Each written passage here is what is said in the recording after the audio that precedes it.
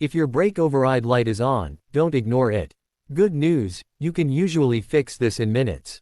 Now, start simple. Look down at the driver's floor, make sure the floor mat isn't pressing the accelerator. Sounds small, but it causes this a lot. Next, press the brake pedal a few times. Make sure it feels normal, not too hard, not too soft. Now turn the ignition on, don't start the engine. Press the brake, and check the rear brake lights. If they don't come on, or they stay on, that's your issue. Most of the time, it's just the brake switch. If that checks out, move to the battery.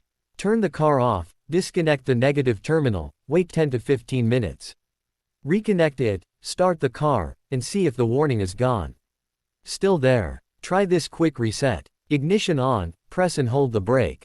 Gently press the accelerator for a couple seconds, release both. Turn the car off, wait a few seconds, then start it again. If the light keeps coming back, it's usually a worn brake switch, a dirty accelerator sensor, or a wiring issue. So yeah, start with the basics: floor mat, brake lights, battery reset. Most people fix it right there. If yours is still on, drop your car model and year, I'll help you pinpoint it fast.